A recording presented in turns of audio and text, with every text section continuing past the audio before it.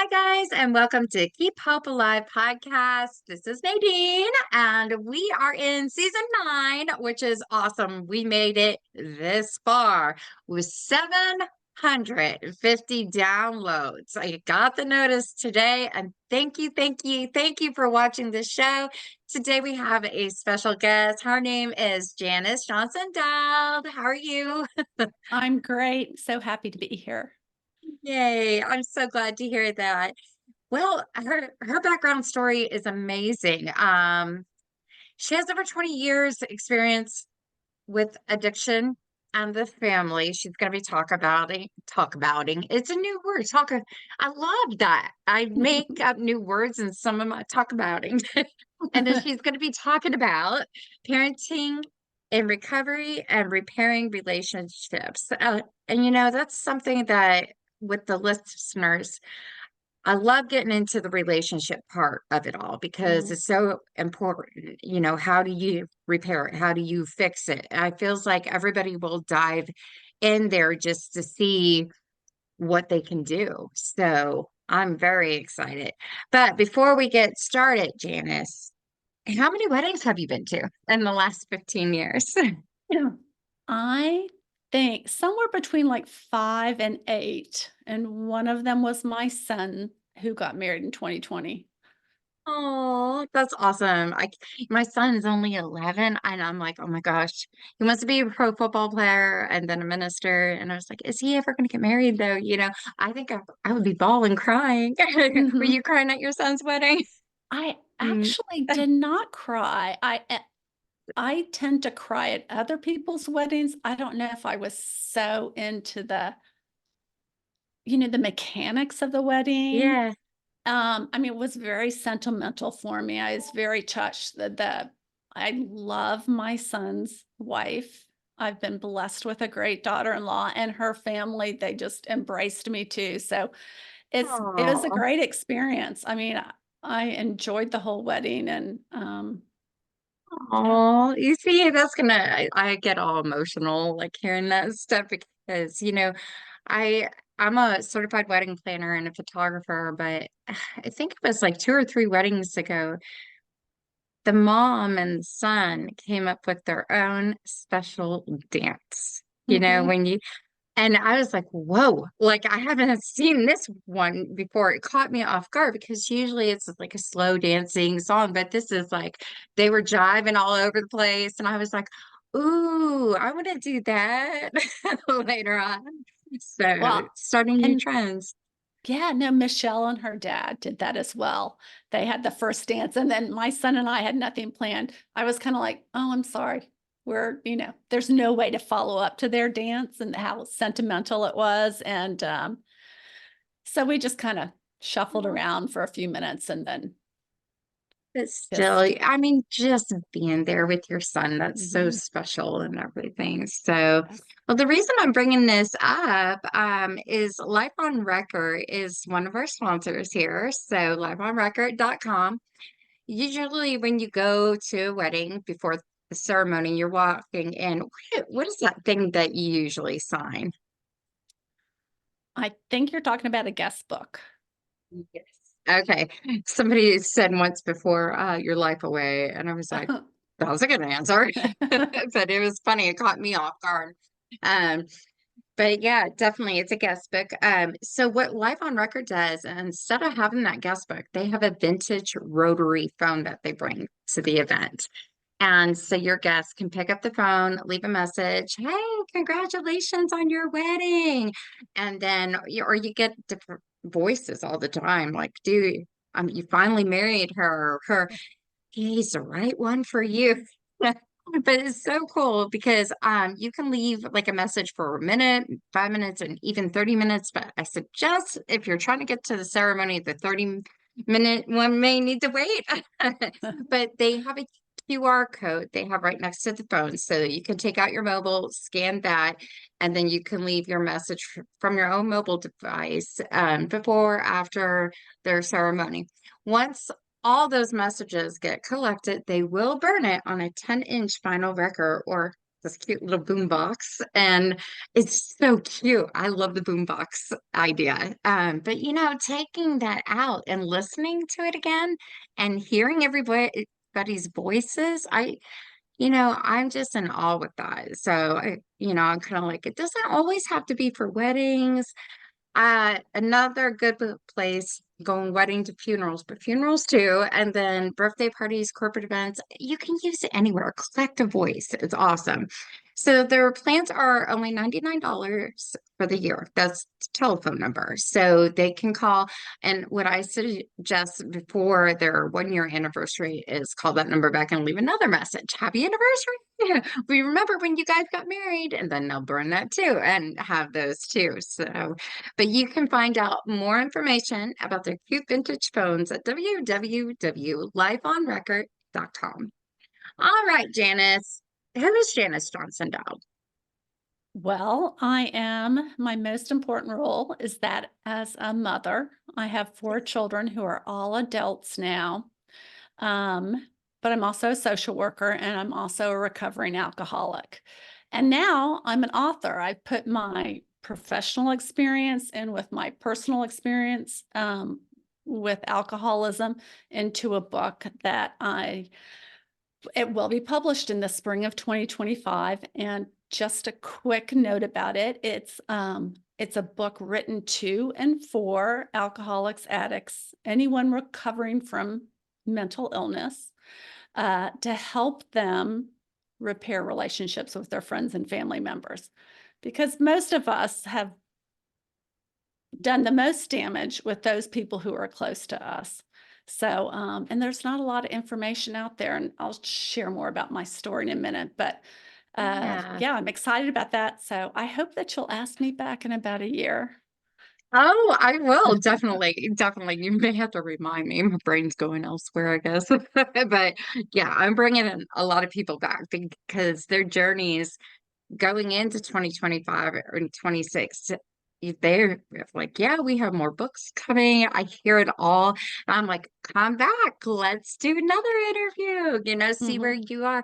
And, with my guests who come on to keep hope alive, my Facebook at least, if they're doing something, and because you guys have all access to post what new things are coming up there, I allow it when you're a guest and everything.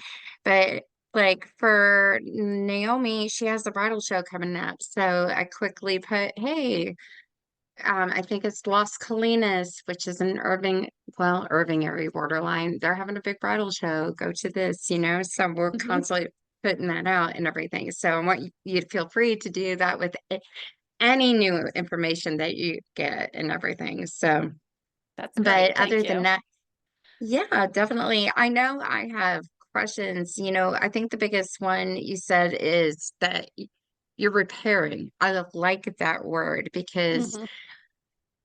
you know, being in, I guess, how do I put this? So I've seen it firsthand what alcohol can do to somebody, Hmm. and then what it can do to a relationship and where it goes wrong. And, you know, it's sad. I mean, I remember being in second grade, the girl who sat across from me, she's a divorce lawyer.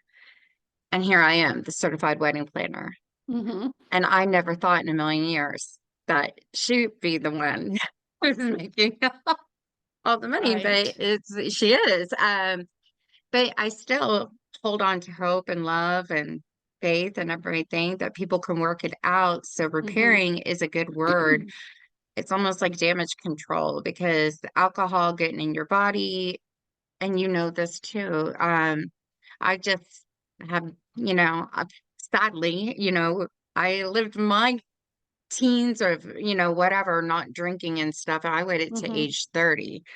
But now it's like I close my eyes and I am like, oh my gosh, I missed out a lot. Like it's Hmm. really sad when somebody would come up to me and say, yeah, I saw you like 3 or 4 months ago. We talked, and I'm like, nope.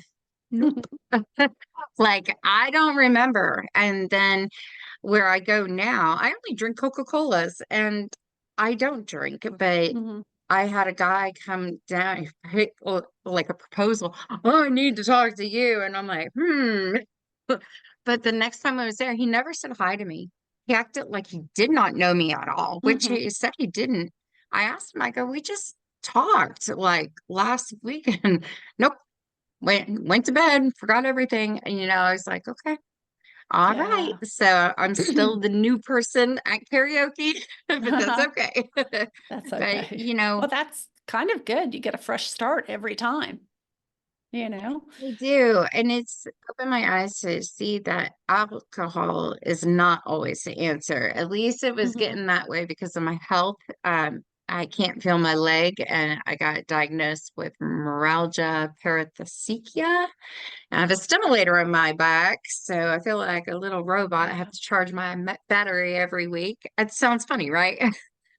Well, But interesting. yeah, yeah. But so with that being said, it's just amazing. I'm all over the place today. No, no, So that's okay. I'm more interested in asking you because it's like 20 years Mhm. experience. I want to hear the back end of your story, and I'm sure everybody else does. So I'm going to stay quiet. Okay, well, I grew up in, I'll try to give you the short version, in an Okay. alcoholic home.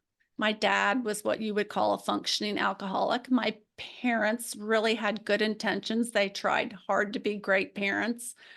But I grew up the classic adult child of an alcoholic, insecure, very much a people pleaser, afraid of authority, go Mhm. with the flow, um, really never developing an identity for myself, because I was always trying to be what other people wanted me to be. So, thankfully, as a young kid, I was pushed into sports, and sports became swimming, became my go-to drug of Yeah. choice, a very healthy drug of choice for Yeah. the most part. And that carried me through my adolescence and into college. I actually went to college on an athletic scholarship. I Yay. did, yeah, thank goodness. I think if it hadn't been for sports, I would have easily slid down into, Yeah. I mean, being a teenage mother, or I was a little, it kept me out of trouble. Let's just say that. Yeah. Yeah. Yeah. So I did experiment with alcohol and drugs as a young person, but honestly, because of the ACA issues, I really didn't like the feeling that alcohol or pot gave to me because it made me feel more out of control. And so I Gotcha. wasn't drawn to drink as a resource for coping. But I was drawn to the helping professional, which is why in college I pursued social work and psychology. And I started my career really wanting to help other kids like me who'd grown up in a dysfunctional home. And I got involved early on with Al Anon and the ACA support groups, Okay. which is similar to AA. Yeah. Um, and so I was doing a lot of good personal growth in my 20s while I was building a career. And I drank somewhat during that period, but I was always aware that, I probably had this genetic gene. So I kept it at a distance. Um, Hmm. and then I met and married my husband at the end of my 20s. And during my 30s, I spent most of that time pregnant or breastfeeding. And we occasionally drank, but it really wasn't a big part of our lifestyle. So Hmm. when I hit my 40s and the older kids could babysit the younger kids, and all the moms were going out to lunch for wine, and we would sit around on Monday nights and watch The Bachelor with glasses of wine, I started drinking. And Wait, did you see the one with Juan Pablo? yes, I've seen most of the episodes.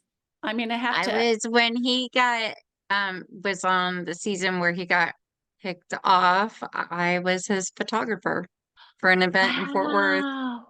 but it was like 500 women there. There was another guy who got kicked off from Fort Worth, Texas, brown hair. He super good looking guy.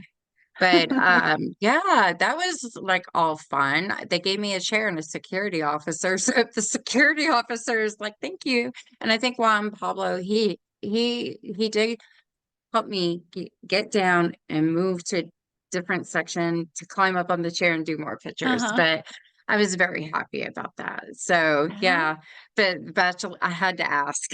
No, no, that's interesting. Yeah. A reality TV is my what do you call it? My like guilty pleasure. So Gotcha.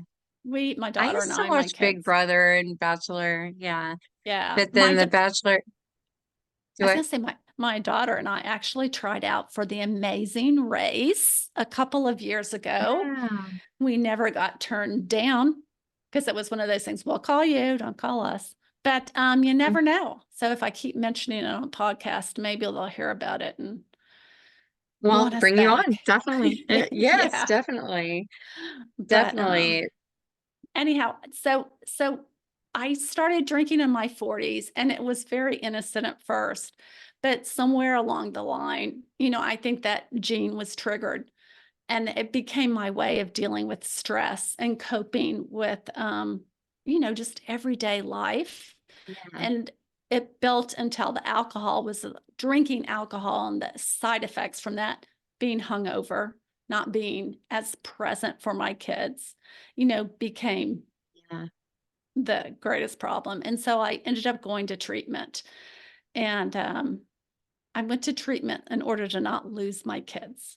That was my main motivation. A lot of people Yeah. say you can't get sober until you go you want it for yourself.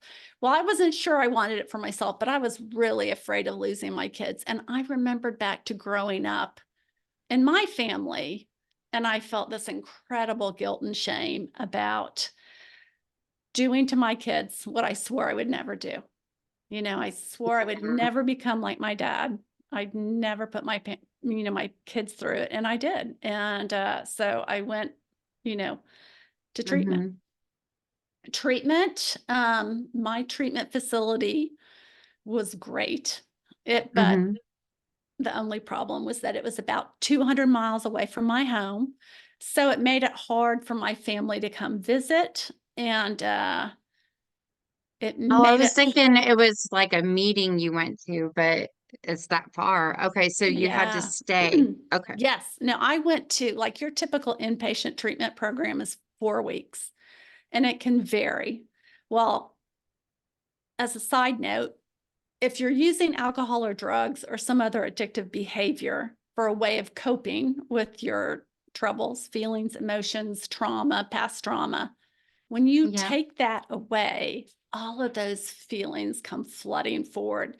And that's exactly what happened to me. And I don't want to say I fell apart in treatment because really what I did is I surrendered. I surrendered and said, okay, I'm going to tell you about this sexual assault that happened to me. I'm going to tell you about, I went in knowing that I had terrible grief issues with the loss of my dad. But, Hmm. and it was like things kept pouring out. So my 4 week stay in treatment ended up being 12 weeks. And then Well, okay.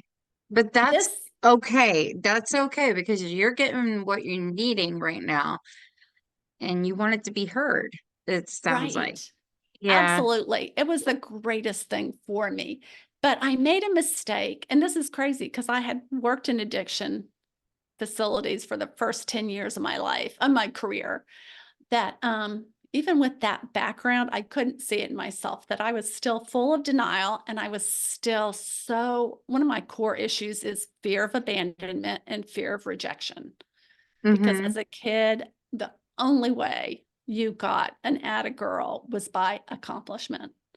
So I've lived with that all my life. I still struggle with it, not feeling good enough. Uh, Yeah, so mine. those feelings rose up and I began, because my family was so far away, I began unintentionally building a wall between us. I was afraid of my kids rejecting me. So I put up the wall first. I didn't see that I was doing this, but it is what happened. I put up the wall. I focused a lot on my care. there's a fine line between self-centeredness and selfishness.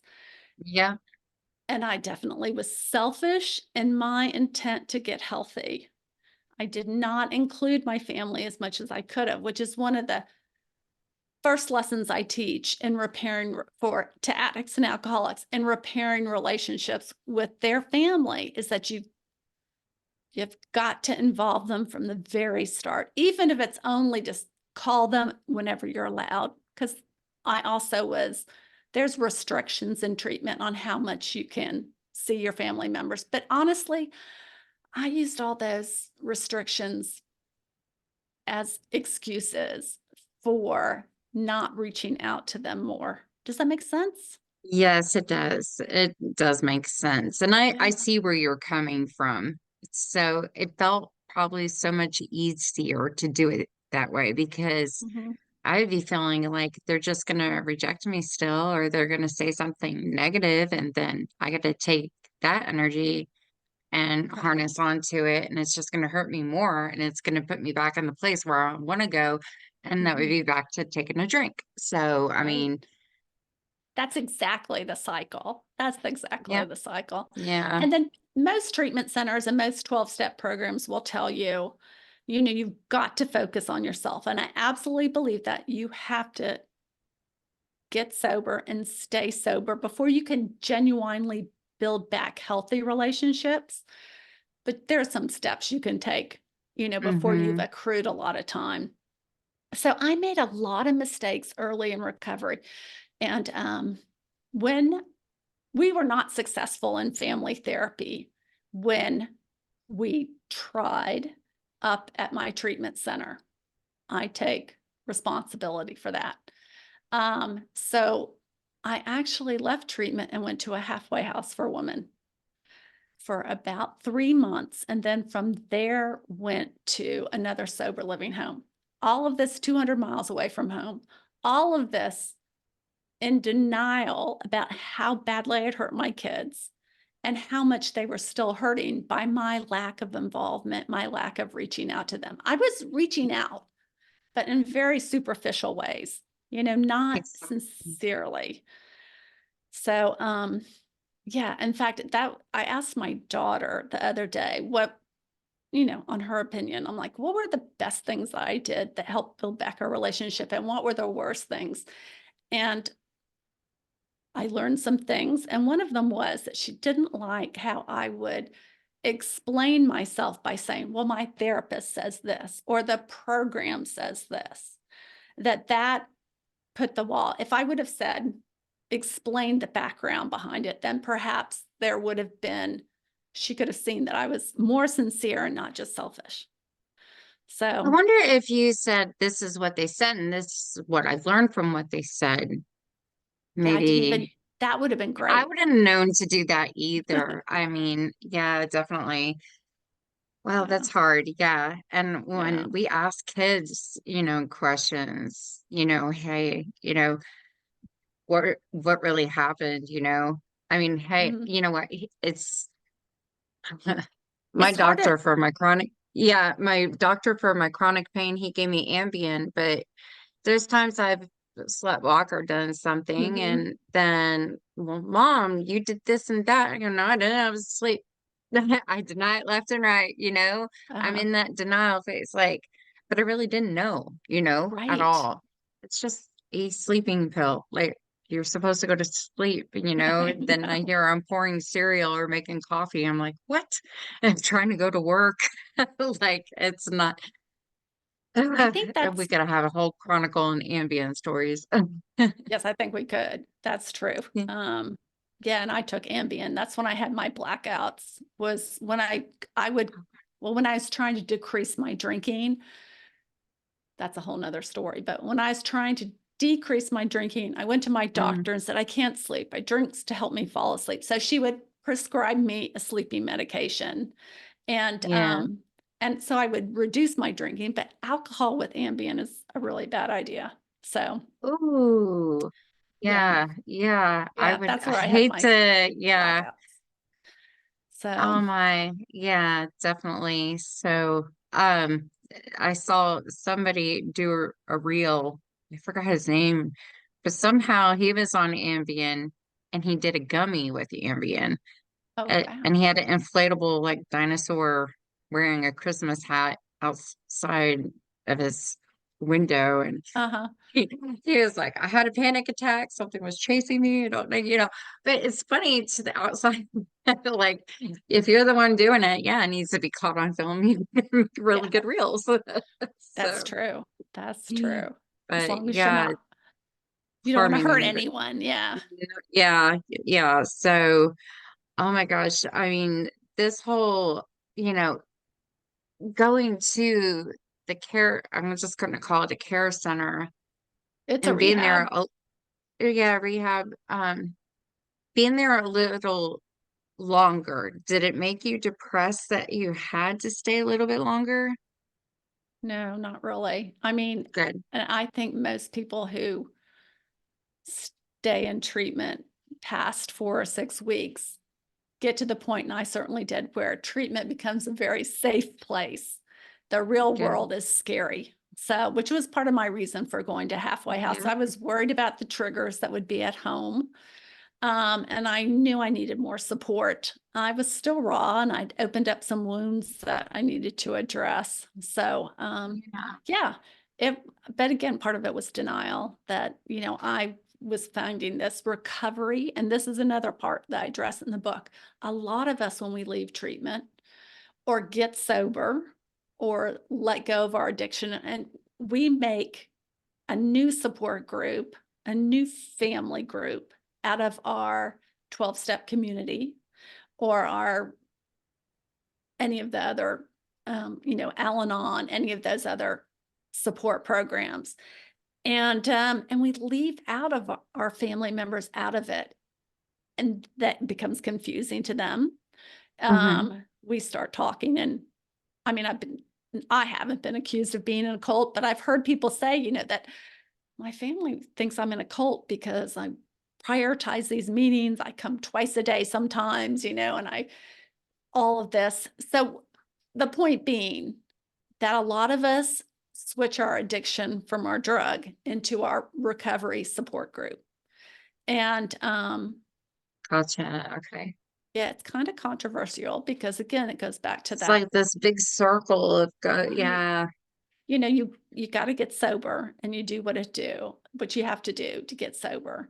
And I think what would have helped for me is if I would have, because, in the beginning part, I went to a meeting every day.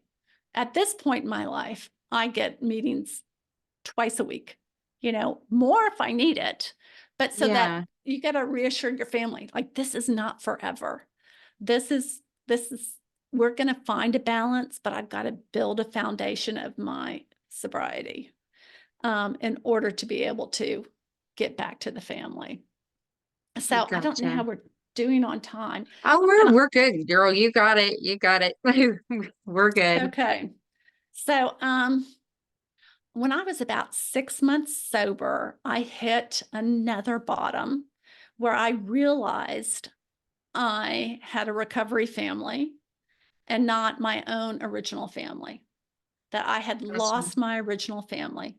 And that, when it occurred to me, it was devastating. I hit a new low.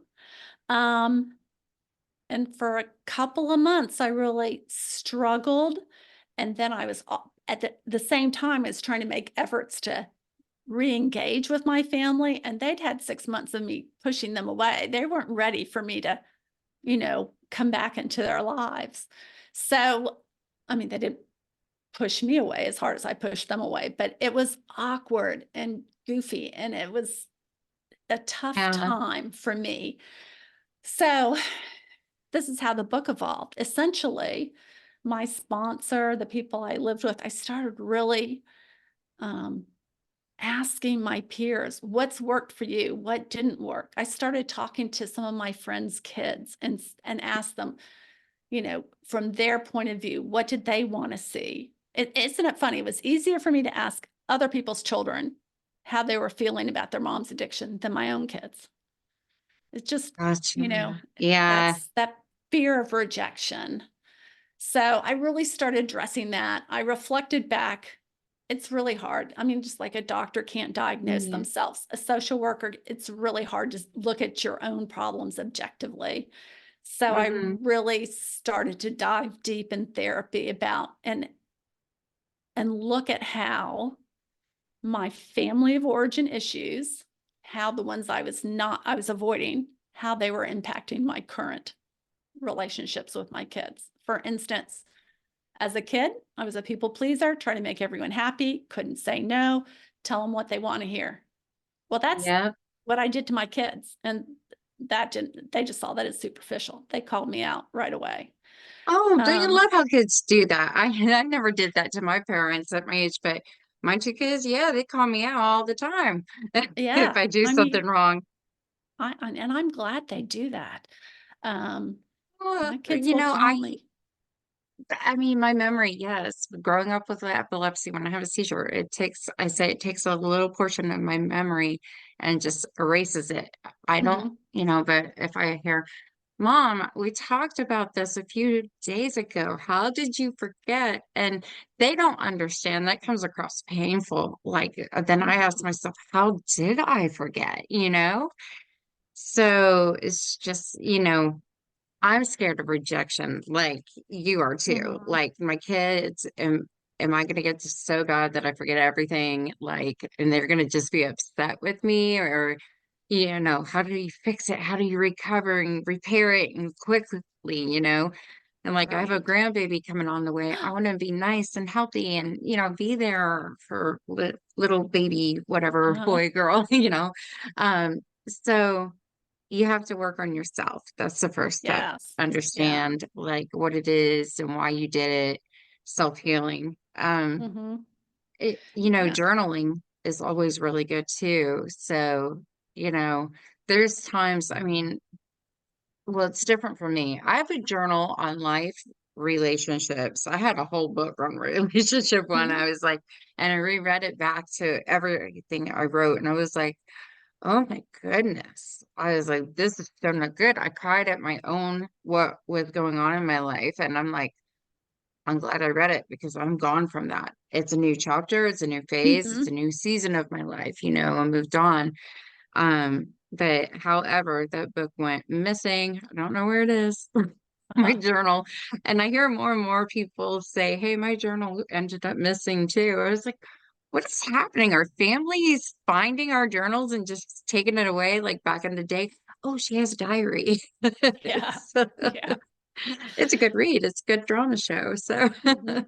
That's true. Well, and I think journaling is a really helpful part for me because I tend to overthink and I tend to yeah, be overly dramatic. So when you have to, and I type my journal now, when you have to type it or write it by hand, it slows it down, gives you that yeah, chance to look at things in more perspective. So, yeah. yeah, yeah. I've Uh, noticed that difference between typing and writing too. And I chose for like my end, I want to write it because I'll be right and then I'll put a period and go, okay, what did we learn about this? Backtrack, and mhm, then, but I'm honest in my book. All right, how I really feel on this day. This is what I was going through, So mhm, I don't know. It's for my doctors. They want to see, but it's just like, okay. And it's a health epilepsy doctor that wants to see it. But, it's just growing up with, addiction, like mhm. I can only imagine was it like the taste? I'm just going to dive in here. Was it just Okay. the taste that got to you or Why I became an alcoholic? yeah, what made you continue to drink and drink? Honestly, it was escaping. It was a way of Escape. just like escape from the problems, having a glass of wine. I'm not a big cook. I don't like cooking. So Mm-hmm. drinking while you're cooking, because then you could kind of drift away. I mean, some people listen to music while they cook, a much healthier way of doing it, but I would drink. So, Yeah, I put on the records and that's the way I cooked. I don't like cooking. I'm not gonna lie about it, mm, and I would always have a glass of wine Right. back in the day, and it's like, hey, but my dogs, it's funny because I just mentioned this in the last podcast, but they knew Hank Williams. Hey, good looking, what you got cooking? Every time I would turn that, oh, it's dinner time, and they come running, and I go, no, you're gonna listen to me sing. That's so fun. That is so But good. it makes me want to clean more, and I have to start working on that. I was like, I brought more boxes from my storage to my mom's, and I'm looking at this, and it's like Tetris. I like how Mhm. my daughter's boyfriend tells me it's Tetris pieces. And I was like, well, how am I going to minimize this? I need to do a garage sale. I don't want to do a garage sale in the cold. I hate the cold, but I need all this Right. stuff out. So it's just, analyzing your priorities too. And I guess that goes, for taking the steps. I've known Mhm. other people who have gone through this and they go Mhm. through it, but they'll fall back.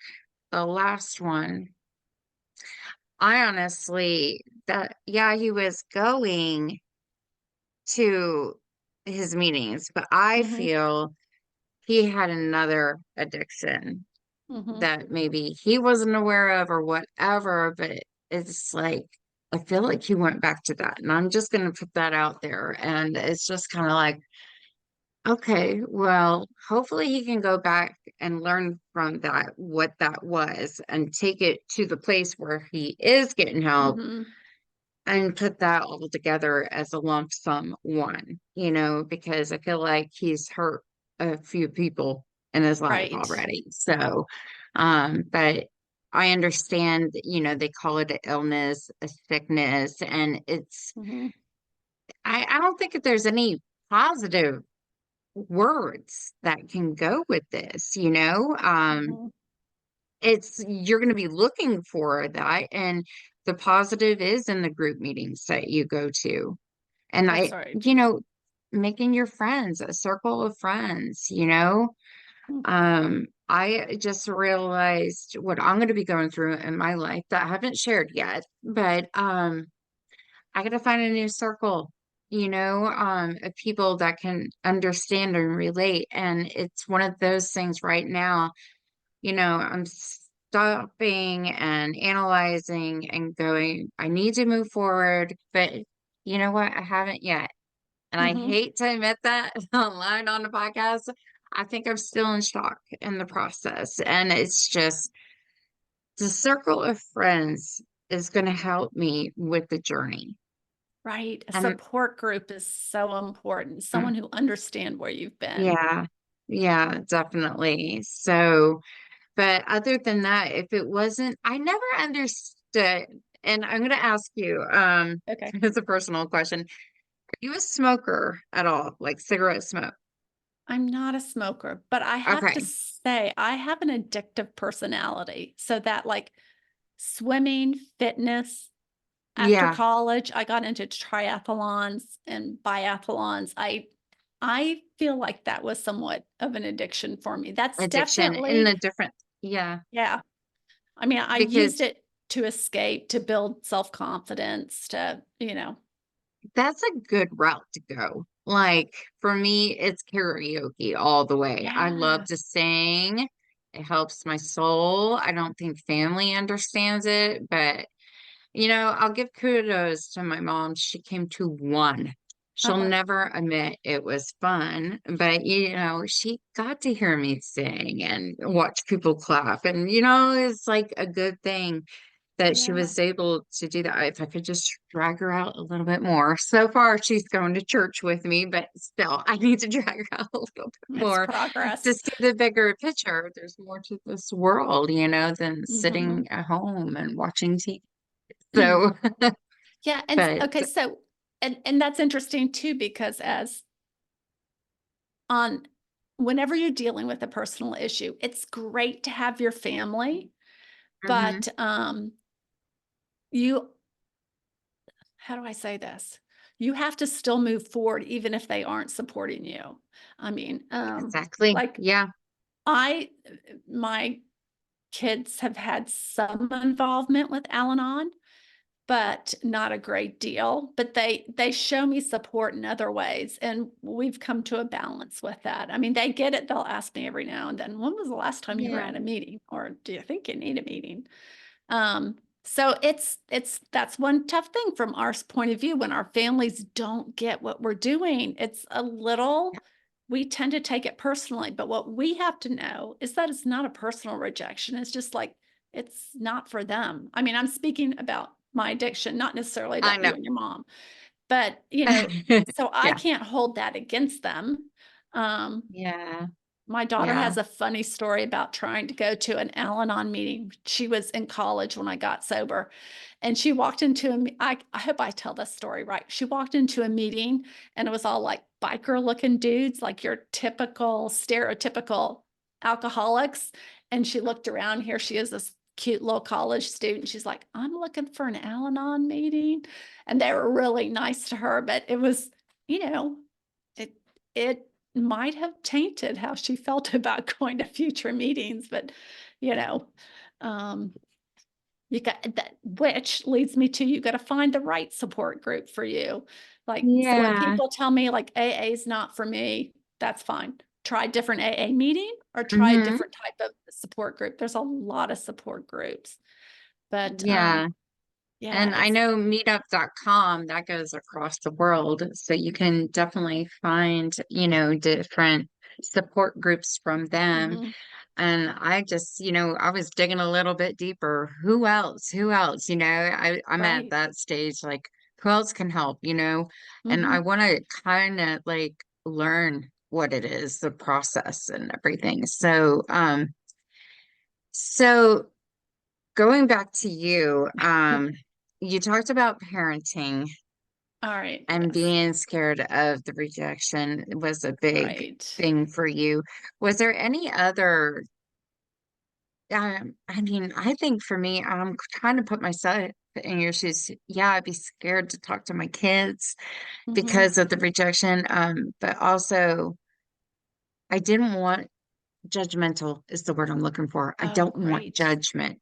I right. had to do this because of this reason. And I think kids can think, I hear mom, I want you to stop being because it does this. I hear Mhm, you, but I can't sleep. And that's the only thing right now that helps me sleep. And I need my good 6 to 8 hours. If not, I'm going to be up to 4. The alarm goes, off at 6. And then mhm. that can cause a seizure. There's just so much at play that, it's that our Well, I family can hear. I I think the key thing there is that you're acknowledging that you hear what he says and what he Yeah. thinks and Mhm. feels about it, and you're doing, I mean, you're telling him the reason why, explaining, and Yeah. that is a great first step. I mean, can you hear my dog in the background, by the way? No, I have Good. my dogs knocking on the door, so it never picks up in my podcast. I'm like, and I tried to have my dogs in here one day, and my dog Gizmo snores really loud, and he was snoring. I was like, but it didn't come Whoops. across on the podcast. But I was Yeah. like, no more doggies. You're not coming in here. I know. But if I you put her could in the bring your other dog, room. look. No, no, no, no, no. I put her in the other room. She'd be all over me. She knows, like, when I pick up the phone that I will pet her. So, yeah. I No, just was they worried just that you could love hear to. it. Yeah, no. I had done a podcast from my ex's house and his dog that's blind, but he kept walking into my leg. So it finally picked Bentley up and I was like, "Hey Bentley, you're on a podcast." I was Yeah. like, "You got this doggy." But it's animals are always welcome. So, Well, I think, talk about the best support you can get. Unconditional love is from a pet, yes, you know? I know. Um, but, And they sense everything really, really well. Like my dogs, they can tell now that something has changed with me. mhm, But I noticed my dog, Abby, she's older. She's like 10 or 11 years old. But she climbed up to cuddle with me a little bit mhm, more last night. And I was like, so I had a guy do a podcast with the dogs. I call him the dog whisperer guy, but Uh-huh. I tried what he said because my dogs keep barking, bark, bark, bark, bark. And I was like, you know what? Put your stuff down, talk to them like they're human. Hey, what'd you do today? Da, da, da, da. And the dog stopped barking. And so now I've Wow. continued that pattern. Like I go, Abby, what you did last night? And she's looking at me like, are you okay, mom? But I go, that was really good. You were like my weighted blanket that I really needed to help heal because I can't sleep with my leg. And I think as a dog, she just sensed all that. So, Yeah. but that may be a good route, like having your support group too, be the dog. Hmm. And, I think it's great because we, when Alan had that shooting here in Texas, at Hmm. the malls, it's like right down the road from us. When the mall finally got back open, they had a dog support group for people, and we were just drawn. I know I was drawn to one dog, but my son went over there and like was so drawn to this one dog. He's like, "Mom, I don't want to go yet." And he's Uh-huh. 11. It's not like a little boy saying he was just so drawn. So maybe did they have pets that can help people who are trying to become sober? Or I I'm don't know. sure they do. I haven't run across that, but I'm sure, some of those Yeah. support dogs that you see with people. I mean, we don't know what's going on, why they need that emotional support. It could be from, alcoholism addiction as Yeah. just as well as anxiety or, you know, a health condition. So, Yeah. Picking up. So mhm. yeah, I know my dog knows right before I have a seizure. She's actually licked me in the eyes to wake up. And I Wow. was like, Abby, I go, you got me out of my seizure. I was like, that was good. And I wish I could take you to a training. You need a gold medal for Hmm. that. But I'm not going to put her through all that. Getting Right. older, but she's my support doggy. So, Yeah, but absolutely. definitely now, when you repair relationships and talk about that, Okay. what's the percentage on that? Like, I mean, I Oh have to gosh. wonder because some people will still steer away from a relationship even though it got repaired. Yeah, and I don't have the numbers for that. I've But just heard in the advice, anything. Yeah. yeah, I've heard in the past, we got divorced. It's now my ex-husband. But I've heard that more men leave alcoholic women than women will leave their alcoholic men in recovery. And I kind of think that's how, I call me sexist or something, but I think that's kind of our nature as females that Yeah. we're more willing to give a second, third, fourth chance. We hang on longer than men do.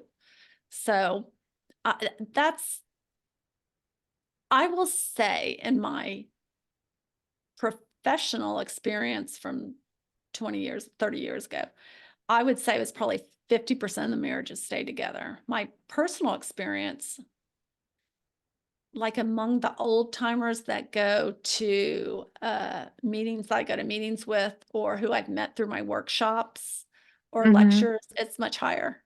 It's much higher. I think Wow. if you have the desire on both people to work through, take time, be patient, and learn, I mean, that's key too. Yeah. Repairing relationships. Some of the other really key things that I think that the addict or alcoholic needs to do is to be really honest and open with themselves and Yes. honest and open with their loved ones. One of the things I preach a lot is don't, especially with your kids, don't make promises to your kids because Yeah. you have made promises time and time again and broken them. So, Hmm. they're not going to believe you now. Yeah. My kids will still occasionally, no, I take that back. It's been a long time since one of my kids had said, "Do you think you'll ever drink again?" My response has always been like the AA thing, which is, I stayed sober today. tomorrow I'm going to do the same things that I did today to stay sober.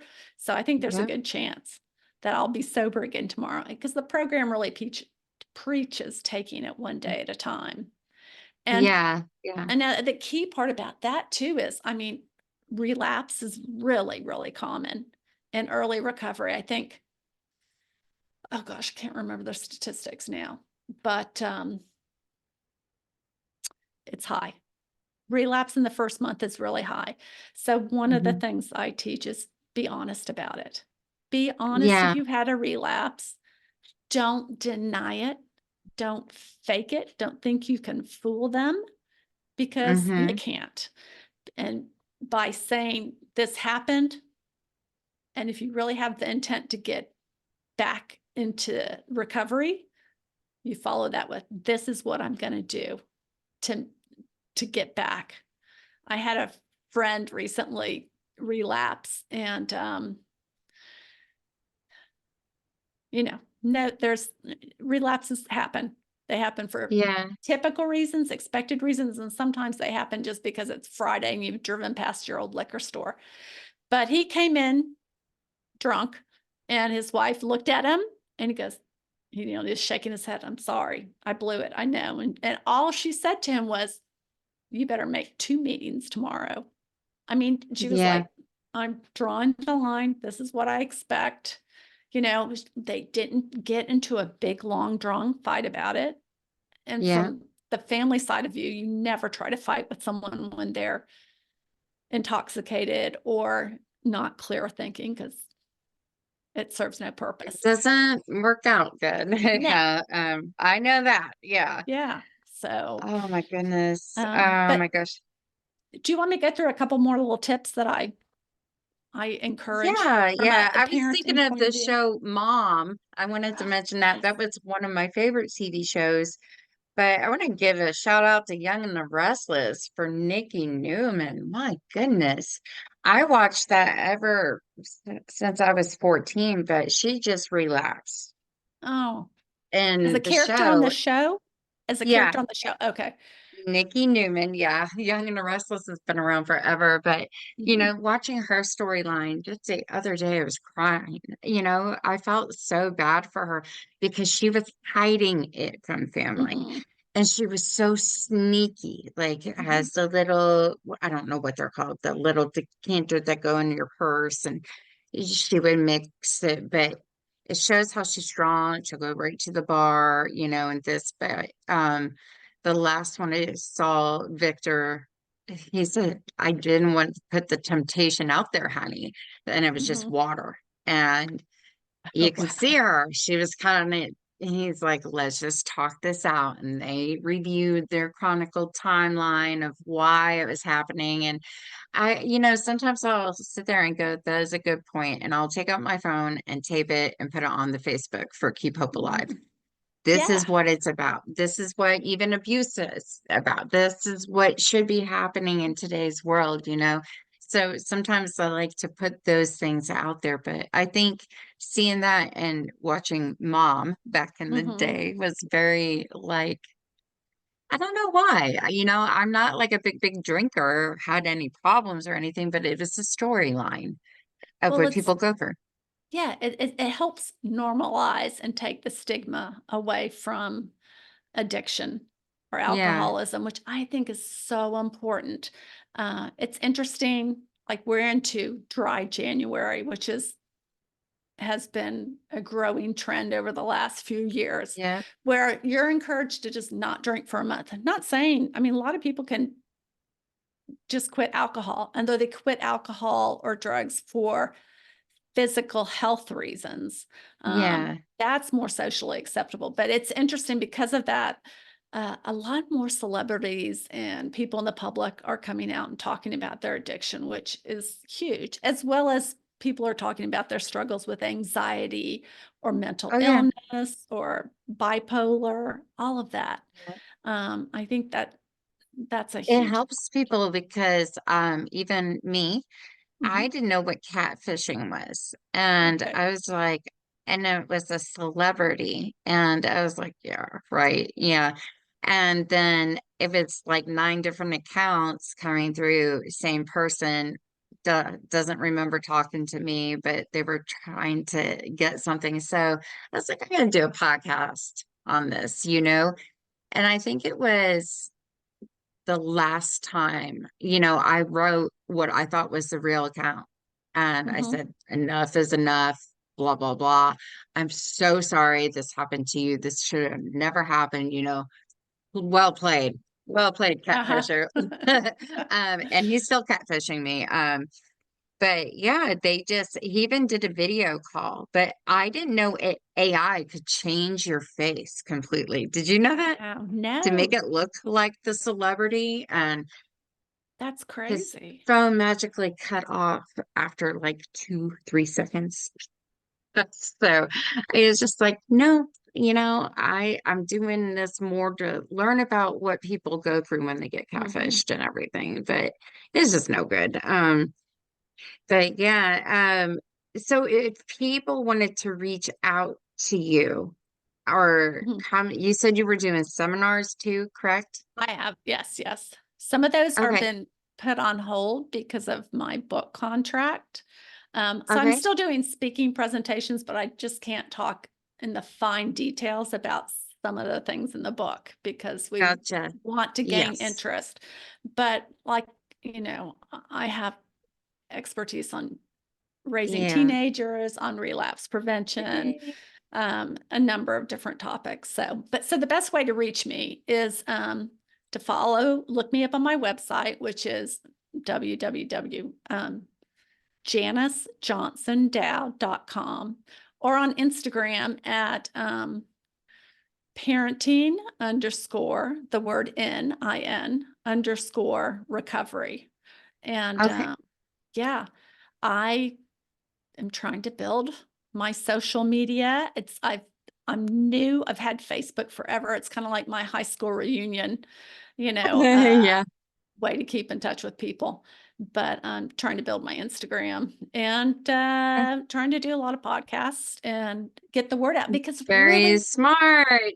Yeah, my because I'm a marketing director and I'm seeing the trends for 2024. I mean, it's already started happening, but Mhm, people need to realize that it's starting to look better on your website. Like if you add a link podcast I've been on, who mhm, has interviewed me, and that is the thing that's going to be coming up. People are going to be looking at that to see if, you can have right, 5-star reviews. That's great. But seeing the person talking, everything, it's probably going to get you hired a lot faster too. So right, I strongly suggest people, I get, you have your podcaster and then you have the people who want to be guests, because right, as a podcaster, this is a full-time job for a lot of people. right. And I'm just happy that we just recently hit the 750 downloads. I'm like, whoa. Like, to me, I'm happy. I'm accomplishing those goals.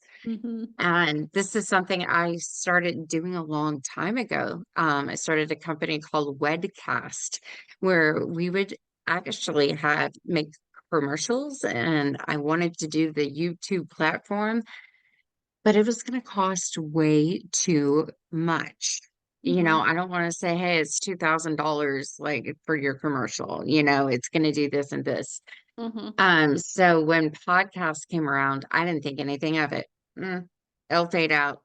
That's kind of something I thought back in the day. And then I was like, no, I start teaching people how to get out of abusive relationships. And Mhm. with those meetings, somebody goes, well, isn't this online? Don't you have a podcast? I really want to hear you.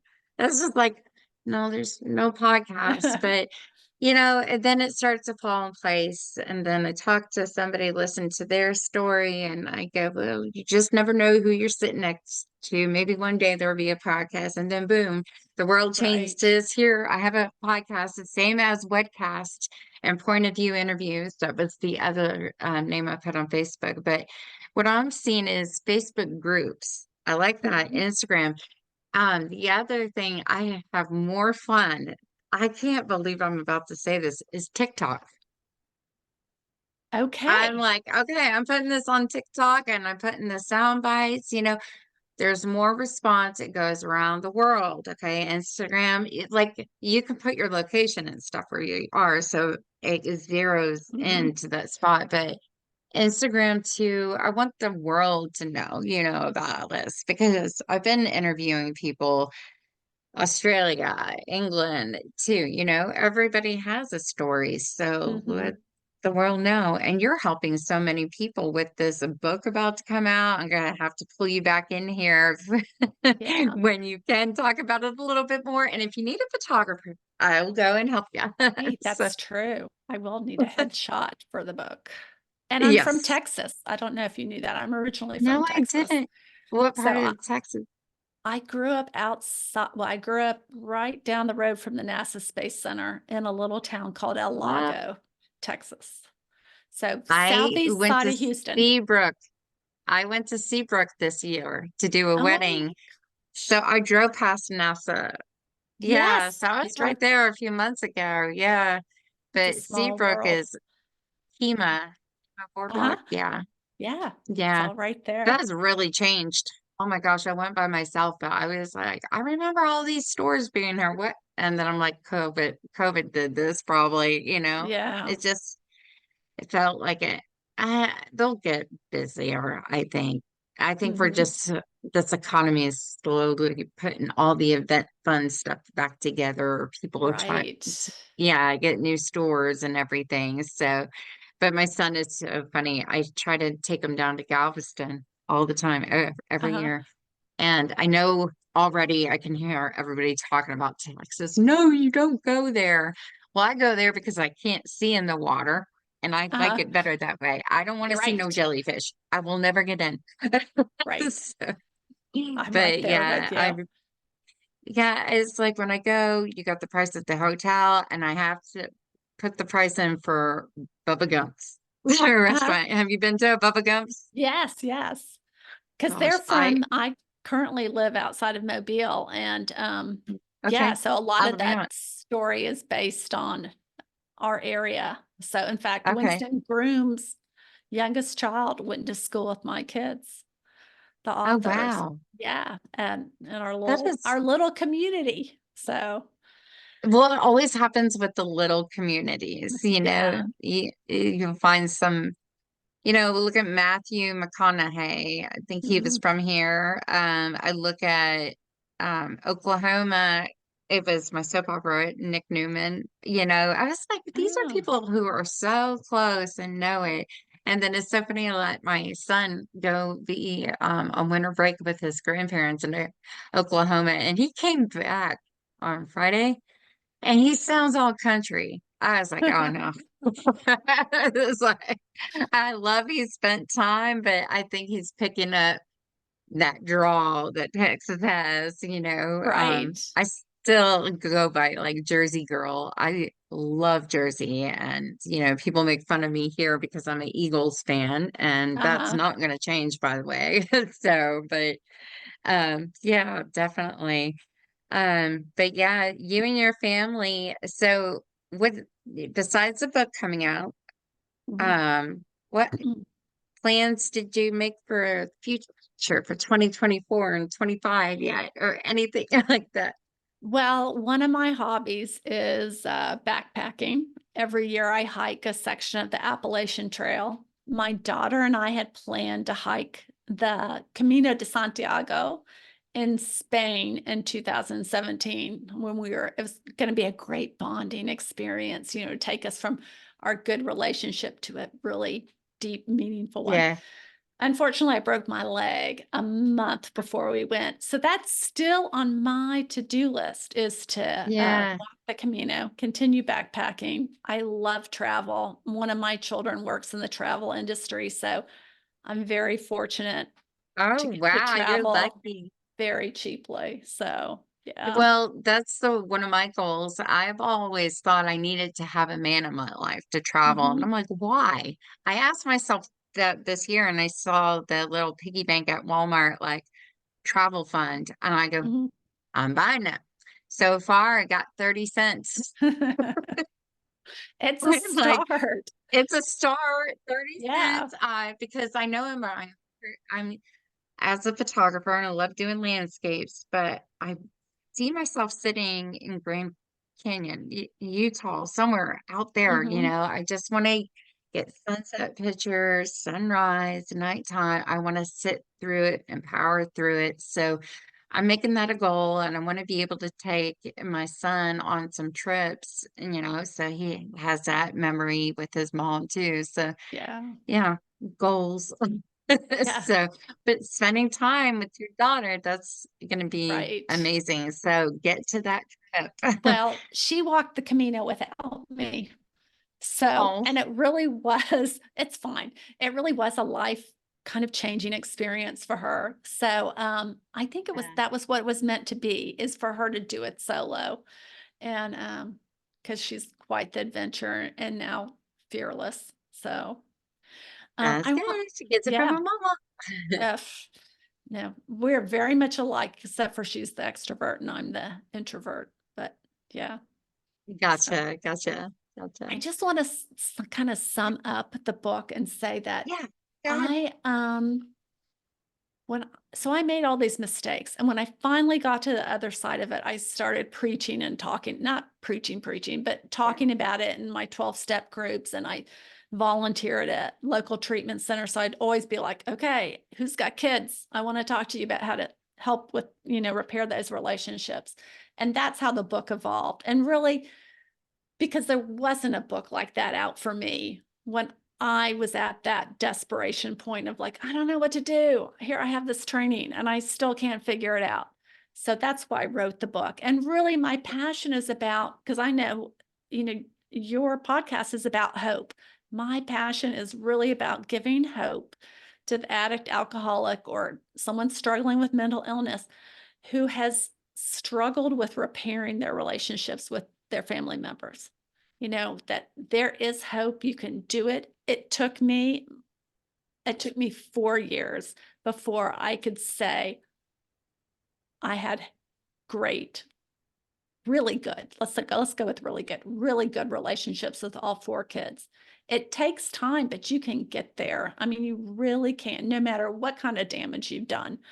So, I want people to have hope that, you can get the yeah, love, respect, and trust back of your family members and yeah. friends. You got to hold on to that Mhm. because it is a hard journey for everybody, even the family members, you know.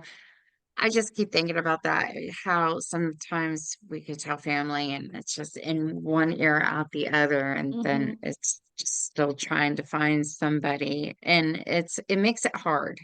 But I I'm so excited for your progress in the future. And yes, I'm going to tell you right now, I want you back on. So you got Thank to you. follow up. Okay.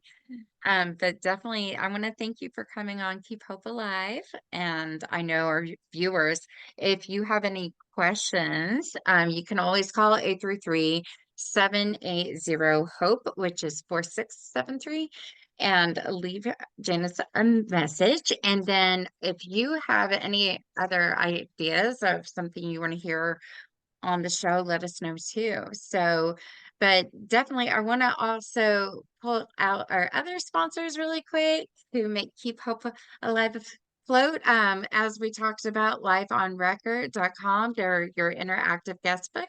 Then we have Bridal Shows Inc.com. So if you are in the Dallas Fort Worth area and you're planning a big event, these are like, I think there's 5 trade shows out of the year that you can go to, meet the vendors, see the fashion shows, get the pricing, set up the meetings, everything.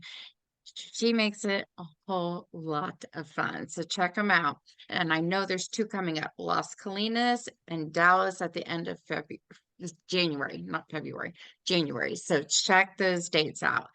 Then we have Deborah Rose with Miles and Smiles Events.com.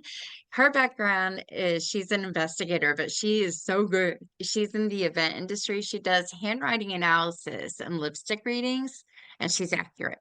100% accurate. So I've seen her in action. I didn't want to leave her table, is what I remembered, because she was just reading on everybody, and they're like, whoa, And I was like, wow, you know, this is somebody I'm going to hire for my events because she's super accurate. So check out her information. Then we have Bryce Harney.